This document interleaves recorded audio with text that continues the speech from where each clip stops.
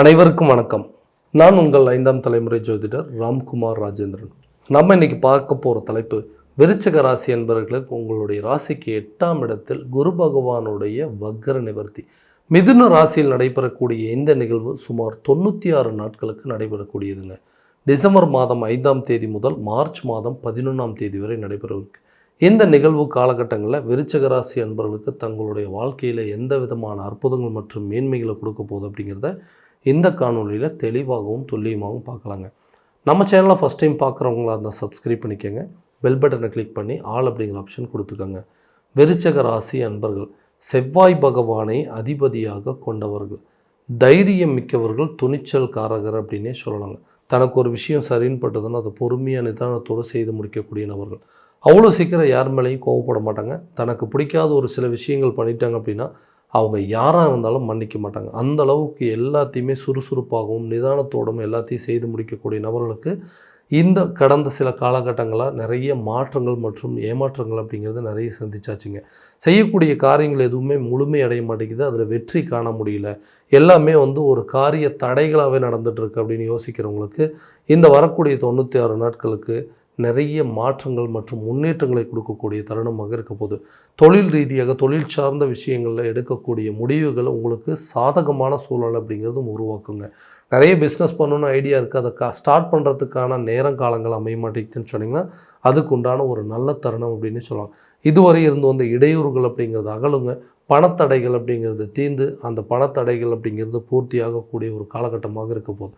பிஸ்னஸில் நிறைய லாஸ் அப்படிங்கிறது சமாளிச்சிட்டேன். ஏன்னா எனக்கு பின்னாடி ஆரம்பித்தவங்களோட பிஸ்னஸ் எல்லாம் நல்லா நடந்துகிட்ருக்கு. அதே பிஸ்னஸ் தான் நானும் பண்ணிட்டேன், ஆனால் எனக்கு எந்த முன்னேற்றமும் இல்லை. எனக்கு மட்டும் ஏன் இப்படி நடந்துகிட்ருக்குங்க? போட்ட பணம் எல்லாம் முதலீடுகள் எல்லாமே தேக்க நிலையில் இருக்குது, போட்ட பணம் எதுவுமே எடுக்க முடியல அப்படின்னு யோசிக்கிற அளவுக்கு சூழ்நிலைகள் இருக்குங்க. அந்த நிலைகள் அப்படிங்கிறது மாறும். பிஸ்னஸில் அடுத்த லெவலுக்கு போகிறதுக்கான சூழல் அப்படிங்கிறது கண்டிப்பாக இருக்குங்க. அதாவது வியாபார ரீதியாக வெளியூர் வெளிநாடு சம்மந்தப்பட்டது, ஏற்றுமதி இறக்குமதி சார்ந்த துறைகள், ரியல் எஸ்டேட் சம்மந்தப்பட்ட பிஸ்னஸ் எல்லாமே ஒரு நல்ல சாதகமான சூழல் அப்படிங்கிறது நிச்சயமாக இந்த காலத்தில் ஏற்படுங்க. வேலை இல்லாத நபர்களுக்கு புதிய வேலை கிடைப்பதற்கான சூழல் அப்படிங்கிறது உருவாகுங்க. ஏன்னா ரொம்ப நாளாக வேலை தேடிட்டுருக்குறோங்க, நான் ஆசைப்பட்ட மாதிரி ஒரு வேலை அப்படிங்கிறது கிடைக்க மாட்டேங்குது. என்ன பண்ணுறதுங்க? குடும்ப சூழ்நிலை, வேறு வழி இல்லை, இந்த வேலையை நான் செஞ்சே ஆகணும் அப்படிங்கிறதுனால ஏதோ கிடைக்கிற வேலைக்கெல்லாம் போகிற மாதிரி ஒரு நிலை அப்படிங்கிறது இருக்குங்க. எனக்கு பிடிச்ச மாதிரி ஒரு துறையை தேர்வு பண்ணணும், பிடிச்ச மாதிரி ஒரு வேலைக்கு போகணும் அப்படிங்கிறது ஆசை நிறைய இருக்குங்க. அந்த நிகழ்வுகள் எப்போ தான் நடக்கும்னு கேட்டிங்கன்னா கண்டிப்பாக இந்த காலகட்டங்களில் புதிய வேலை வாய்ப்பு உங்களை தேடி வருங்க. ஆல்ரெடி வேலை செஞ்சிட்ருக்கிறவங்க ஒரு இடத்துலேருந்து இன்னொரு இடத்துக்கு ட்ரான்ஸ்ஃபர் ஆவாங்க. அரசு துறை சார்ந்த நபர்களுக்கு ட்ரான்ஸ்ஃபர் கிடைப்பதற்கான வாய்ப்புகள், ஒரு பதவி உயர்வோ ப்ரமோஷன் அப்படிங்கிறதெல்லாம் கண்டிப்பாக இந்த காலகட்டங்களில் கிடைக்குங்க. இடம் மாற்றம் அப்படிங்கிறது இருக்கும். அந்த இடம் மாற்றத்தில் சில அலைச்சல்கள் அப்படிங்கிறது உருவாகுங்க. டெம்பரவரியாக இருக்கக்கூடிய நபர்களுக்கு பர்மனண்ட்டான சில போஸ்டிங் அப்படிங்கிறது கிடைக்குங்க. வேலையில் இருக்கக்கூடிய, அதாவது அதே மாதிரி ரொம்ப நாளாக இந்த பிஸ்னஸ் பண்ணிகிட்டு இருக்கிறேன் அப்படின்னு சொல்கிறவங்களுக்கு கூட அது பர்மனண்ட்டான ஒரு பிஸ்னஸாக மாறும். சாதாரணமாக ஸ்டார்ட் பண்ணுங்க, ஏதோ சரி பண்ணலாம் அப்படின்னு நினச்சது கூட இன்றைக்கி பெரிய அளவில் மாற்றத்திற்கு உண்டான காலகட்டங்கள் அப்படின்னே சொல்லலாங்க.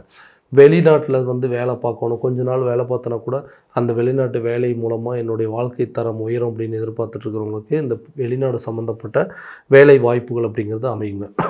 திருமணம் சார்ந்த யோகங்கள், செவ்வாய் அப்படின்னாவே இந்த மங்கள காரகன் அப்படின்னு சொல்லலாம். திருமணம் சார்ந்த யோகங்களை கொடுக்கக்கூடிய ஒரு அமைப்புங்க. இந்த காலகட்டங்களில் திருமணம் அப்படிங்கிறது நிறைய தடைகளை சந்திச்சிட்டேன். ஜாதகம் பார்க்குறவங்க பொருத்தம் பார்க்குறோம், பொருத்தம்லாம் நல்லா இருக்கு, ஆனால் செவ்வாய் தோஷம் இருக்கிற பொண்ணு, அதாவது சுத்த ஜாதகம் இருக்கிற மாதிரி ஒரு அமைப்புகள் வருது. ராகு கேது இல்லாமல் இந்த மாதிரி ராகு கேது செவ்வாய் தோஷம் ஏதாவது ஒரு காரணத்தினால திருமணம் அப்படிங்கிற தள்ளி போயிட்டே இருக்கேன். நிறைய கோயில் குளங்கள் போயிட்டு வந்துட்டேன், நிறைய விஷயங்கள் பண்ணியாச்சுங்க, ஆனால் இன்னும் எனக்கு நல்ல அமைப்பு வரலைன்னு எதிர்பார்க்குறவங்களுக்கு கூடிய விரைவில் திருமணம் சார்ந்த அமைப்புகள் அப்படிங்கிறது உருவாகுங்க.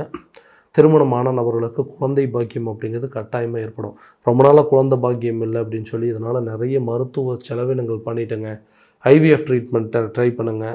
அதே மாதிரி நிறைய விஷயங்கள் எல்லாத்தையும் முயற்சி பண்ணதுனால மருத்துவ செலவினங்கள் தான் கூடிகிட்டே போதே தவிர எங்களுக்கு ஒரு நல்ல நிகழ்வுகள் நடக்க மாட்டேங்குதுன்னு எதிர்பார்க்கறதுக்கு கூடிய விரைவில் குழந்தை பாக்கியம் ஏற்படுங்க. அந்த மருத்துவ செலவினங்கள் கூட உங்களுக்கு ஒரு நல்ல சுப செலவுகளாக மாறக்கூடிய காலகட்டமாக இருக்க போகுது. பிரிந்த கணவன் மனைவிகள் ஒற்றுமை அப்படிங்கிறது எப்போ தான் இருக்குங்க? ஏன்னா நல்ல லைஃப் போயிட்டு இருந்ததுங்க, திடீர்னு கோவப்பட்டாங்க, சம்மந்தமே இல்லாமல் பேசினாங்க. இன்றைக்கி அந்த சின்ன விஷயத்துக்கு இவ்வளோ கோவப்பட வேண்டிய அவசியம் இல்லை, ஆனால் 2 பேருமே இன்றைக்கி பிரிந்து வாழ்ந்துட்டுருக்கோம். காரணமே இல்லாமல் இன்றைக்கி என்னை வந்து காரணம் காட்டி செய்யாத தவறுக்கு இன்றைக்கி நான் தண்டனை அனுபவிச்சுட்ருக்கிறேன். இந்த நிலை எப்போ தான் மாறும்? 2 பேர் லவ் பண்ணிகிட்டு இருந்தோங்க, எல்லாமே நல்லபடியாக போயிட்டு இருந்தது, ஒரு சின்ன மிஸ் அண்டர்ஸ்டாண்டிங், அதனால் இன்றைக்கி வந்து 2 பேருமே பேசிக்கிறதே இல்லை. எங்கள் ரிலேஷன்ஷிப் அடுத்த லெவலுக்கு கொண்டு போக முடியாத அதே இடத்துல அப்படியே நிற்கிதுங்க. சில வாழ்க்கையை எதிர்பார்த்து போனோம், சில வாழ்க்கை என்னை எதிர்பார்த்து தேடி வந்தது. இந்த 2 விஷயங்களும் இன்றைக்கி நான் நினச்சபடி இல்லை. ஏன்னா இந்த மாதிரி ஒரு லைஃப்பில் என்ட்ரி ஆகணுங்கிற அளவுக்கு சில பாதிப்புகள் ஏற்பட்டுச்சு.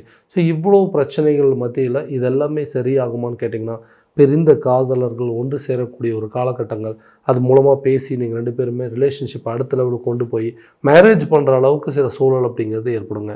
கணவன் மனைவிக்கிடையே இருக்கக்கூடிய பிரச்சனைகள் காரணமே இல்லாமல் பேசி சண்டை போட்டு செய்யாத தவறுக்கு தண்டனை அனுபவிக்கக்கூடிய நபர்களுக்கு அந்த பிரச்சனை என்னென்னு பேசி தீர்த்துக்கிட்டு பிரிந்த தம்பதியினர் கூட ஒன்று சேருவதற்கான காலகட்டங்கள், குடும்ப அமைப்புகள் சரி வருங்க. திசை கூர்த்தராக பிரிந்திருந்தவங்களாம் ஒரே இடத்துல சேர்ந்து ஒன்று சேர்ந்து வாழக்கூடிய ஒரு காலகட்டமாக இருக்க போது, எதிர்பார்த்த நபர்களும் தன்னை தேடி வந்த நபர்களும் தன்னுடைய வாழ்க்கையில் அடுத்த லெவலுக்கு மூவ் பண்ணி தன்னுடைய இருக்கக்கூடிய மீதி வாழ்க்கையை நிம்மதியாக வாழணும்னு நினைக்கிறவங்களுக்கு இது ஒரு பொன்னான காலகட்டங்கள். கண்டிப்பாக பிரிந்த நபர்கள், விலகி சென்ற நபர்கள் விரும்பி வந்து சேரக்கூடிய ஒரு காலகட்டங்கள், விட்டு போனவங்க கூட உங்களை தேடி வரக்கூடிய ஒரு தருணமாக இருக்க போகுது.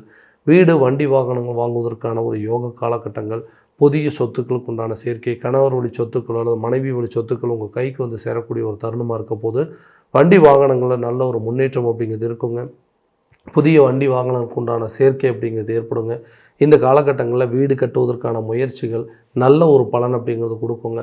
மற்றவங்க மத்தியில் கடைசி வரைக்கும் வாடகை வீட்டில் தான் வாழ போகிறீங்கன்னு சொல்லி நம்மளை பார்த்து ஏளனமாக பேசினவங்க மத்தியில் சொந்தமாக ஒரு இடம் வாங்கி அந்த இடத்துல வீடு கட்டி அந்த வீட்டில் குடியேறுவதற்கான ஒரு காலகட்டங்கள், வீட்டுக்கு தேவையான பொருட்களை வாங்கி மகிழக்கூடிய ஒரு தருணமாக இருக்க போதுங்க. இந்த வரக்கூடிய இந்த 96 நாட்களுக்கு ஆரோக்கிய ரீதியாக இருந்தும் அந்த பாதிப்புகள் அப்படிங்கிறது உங்களை விட்டு முழுமையாக விலகுங்க. ஆரோக்கியத்தில் என்ன பிரச்சனை அப்படிங்கிறத கண்டறிஞ்சு அதற்குண்டானபடி வைத்தியம் செய்வதற்கான ஒரு காலகட்டம் அப்படின்னே சொல்லாங்க. நீண்ட நாட்களாக இருந்தும் அந்த தடைகள் அப்படிங்கிறது அகலம். ஹெல்த்தில் வந்து என்ன பிரச்சனைன்னு கண்டுபிடிச்சி அந்த ஹெல்த்தில் இருக்கிற ப்ராப்ளத்தை சால்வ் பண்ணக்கூடிய ஒரு காலகட்டமாக இருக்க போது, கல்வி ரீதியாக எடுக்கக்கூடிய ஒரு நல்ல முயற்சிகள் நல்ல ஒரு பங்களிப்பு கொடுக்குங்க. கவர்மெண்ட் எக்ஸாம் எழுதிட்டு ரிசல்ட்டுக்கு வெயிட் பண்ணிகிட்டு இருக்கவங்க கூட இந்த காலகட்டங்களில் நல்ல ஒரு ரிசல்ட் அப்படிங்கிறது நிச்சயமாக இருக்க போது.